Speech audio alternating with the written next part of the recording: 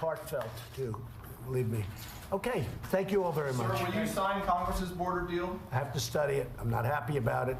It's not doing the trick, but I'm adding things to it. And when you add whatever I have to add, it's all going to happen where we're going to build a beautiful, big, strong wall that's not going to let criminals and traffickers and drug dealers and drugs into our country. It's very simple. It's very simple. We're building a wall. And now I'm saying we're finishing a wall. We just started a big, big section on the Rio Grande. You probably saw it. Some of you were there when they started. You went there, you didn't believe it. You went there, you see trucks all over the place. You said, hey, he's not kidding. I don't kid. I never kid about construction. I love construction. And I know how to do it for the right price. And we're getting a beautiful looking structure that's also less expensive to build and works much better. That's a good combination of events, because it was crazy what they were putting up. In fact, I happen to think that the walls that they were building were so unattractive and so ugly that walls got bad names, okay, if that means anything. But they were so ugly with rusted steel and big ugly plates on top that were all tin canned. It's called tin canned where they're wavy because the heat makes them expand and contract, and they tin can. I say, why didn't you paint the steel? Well, sir, we save money by not painting it. I said, yeah, but it's going to rust. You have to paint. I've ordered a lot of steel.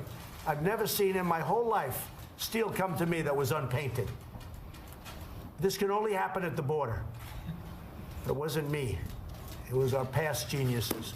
So I can tell you that, am I happy at first glance? I just got to see it. The answer is no, I'm not. I'm not happy.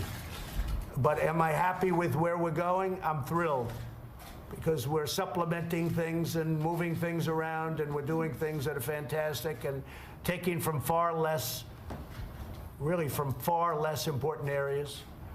And the bottom line is we're building a lot of wall. Right now, we're building a lot of wall.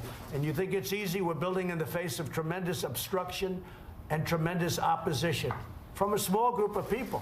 Now, one thing that happened that was, I think, very revealing, we had the biggest and best border agents and experts come up and see the committee. And they said, more than anything else, you need a barrier, you need a wall. And the recommendation was unacceptable to the committee. So that tells you more than anything else. You really want to go for another shutdown? I don't think you're going to see a shutdown. I wouldn't want to go to it now. If you did have it, it's the Democrats' fault. And I accepted the first one, and I'm proud of what we've accomplished, because people learned during that shutdown all about the problems coming in from the southern border. I've always accepted it. But this one, I would never accept if it happens, but I don't think it's going to happen. But this would be totally on the Democrats. Okay? So, Mr. President, are you saying that you may amend and send back the proposed compromise, or that you may grudgingly accept it and then move forward? Well, it's always nice to negotiate a little bit, right? So, you know, whatever you get. But I would hope that there won't be a shutdown. I am extremely unhappy with what the Democrats have given us. It's sad. It's sad. They're doing the country no favor.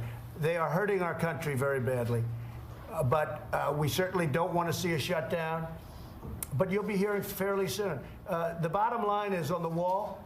We're building the wall, and we're using other methods other than this. And in addition to this, we have a lot of things going. We have a lot of money in this country, and we're using some of that money, a small percentage of that money, to build the wall, which we desperately need. Mr. President, sir, when do you meet with President Xi at the end of March? Not at this moment. We have our people over there now. I just got a report. Things are going well with China. China wants to make a deal very badly. I want it to be a real deal, not just a deal that makes, you know, cosmetically looks good for a year. We have a chance to really make a deal, a real deal with China. We've never been in this position before.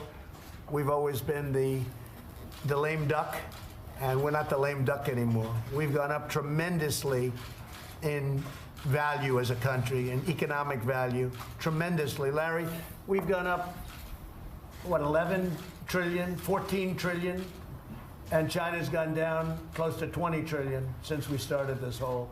Worst performing stock market in the world. Say it? China, worst performing stock market in the world. Has anybody ever heard of Larry Kudlow? That voice, I hear that voice, and you think money, right, Larry? Thank you, sir. So I didn't even know that. That's China, he said, is the worst performing stock market right now in the world, and we don't want that. We want China to do what we want, and that's because of us. And have to be one of the best performing stock markets, but we are the best performing country, and we have a lot of potential for further growth. So we're doing very well over in China. Our people are there, you know, the people very well. And I think we're going to have some good answers.